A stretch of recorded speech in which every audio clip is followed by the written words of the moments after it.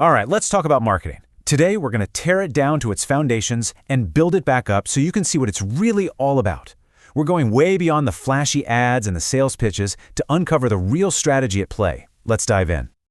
So let me ask you, when you hear the word marketing, what's the first thing that pops into your head? Is it those annoying pop-up ads, junk mail, a salesperson who just won't take no for an answer? Look, that's what most people think, but that's just one tiny and, yeah, often irritating piece of a much, much bigger picture. Because the reality, it's actually way more interesting. At its heart, marketing today is both an art and a science, and it's all focused on one single, powerful idea: creating and delivering genuine value. That's the key. That's what we're going to unpack. Okay, so to really get this, the first thing we have to do is draw a very clear line in the sand. Let's start by separating marketing from the thing it gets confused with all the time: selling. Just look at the difference here. Selling, it's all about the now. It's tactical. The focus is on the product and making that one-time transaction. You're just trying to move what's on the shelf. But marketing, that's the long game. It's strategic. It starts and ends with the customer. It's this whole big process of understanding what people actually need, building the right thing for them, and then fostering a real relationship. Put it this way, selling is about taking value from a transaction, while marketing is about creating value that lasts. And you don't have to take my word for it. This is the official definition from the American Marketing Association. Now, notice the words that are in there: creating, communicating, delivering value. And notice what's not in there. There's no mention of selling or advertising. And look at who it's for. Not just customers, but partners and society as a whole. It's an entire ecosystem. All right, so now that we've kind of reframed the big picture, let's zoom in a bit. We need to get familiar with the basic vocabulary, the core building blocks that all marketers live and breathe by.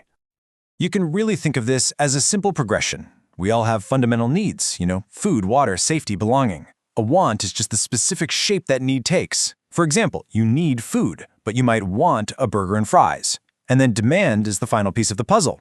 That's when your want is backed up by the money to actually go buy that burger. Here's the secret. Marketers don't create your needs. They're just incredibly good at shaping your wants and turning them into real demand. Now, this right here, this is the engine that drives loyalty and keeps businesses alive. Customer value is a really simple but powerful idea. It's basically you asking yourself, are the benefits I'm getting from this thing worth what I'm paying for it? And remember, cost isn't just money, it's your time, your energy.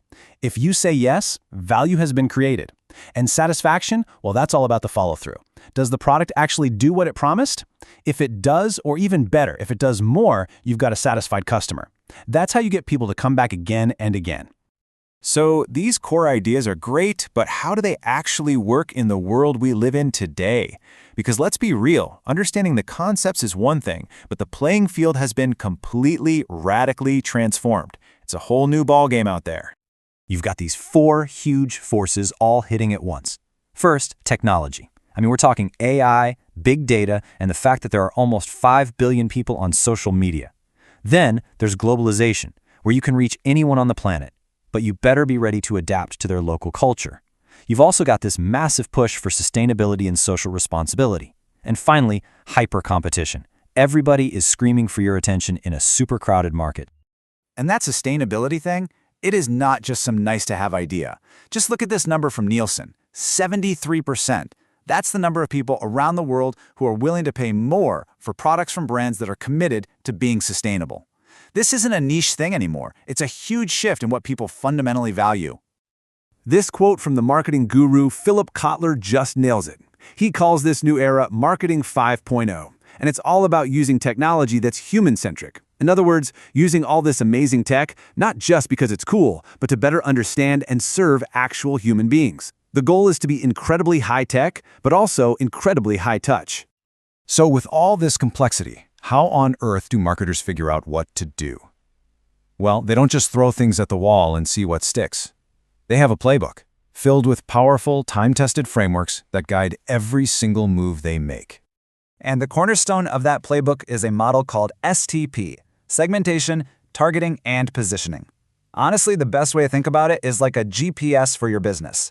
First, you segment the entire market into smaller, more manageable groups of people. Then you target the 1 or 2 groups where you have the absolute best chance of succeeding. And finally, you position your brand so that it occupies a very clear, distinct, and desirable place in their minds. Let's make this real with an example. Think about the food delivery app Talabat in Bahrain. They didn't try to appeal to everyone. No way. They segmented the market and then targeted a super specific group, young, urban consumers who live on their phones and value convenience above all else. And their positioning, it's crystal clear. They are the fast, easy, go-to digital solution for food. It's a perfect example of STP, and it's why they dominate their market. Okay, so once a company has found its audience with STP, what's next? How do they grow? Well, this simple little grid, the Ansoft matrix, gives them 4 basic paths. They can try to penetrate their existing market even more. They can develop new products for the customers they already have. They could try to develop new markets by taking what they already sell to a new place. Or, the riskiest of them all, they can try to diversify with totally new products in totally new markets. It's a roadmap for growth. And that brings us to the final and, I think, the most important evolution in marketing today. The goal is no longer just about profit. The whole purpose of what marketers do is expanding. It's about creating a much more holistic kind of value. We call this the triple bottom line. The really smart, forward-thinking companies are now judging their success on 3 things. First, people. Are we being good corporate citizens? Are we helping our community? Second, planet. Are we being responsible stewards of the environment? And third, profit. Are we making enough money to stay in business and keep doing all this good work? The big idea here is that these 3 things aren't in conflict. They actually feed each other. So I want to leave you with this question. Every single time you decide to buy from a sustainable brand, or you post a review online, or you follow a company that aligns with your values, you're doing something really powerful. You are casting a vote. You're sending a crystal clear signal to the entire market about what you want to see more of. The power isn't just with the marketers anymore. It's with us. So the only question left is, what kind of future are we all going to choose to create?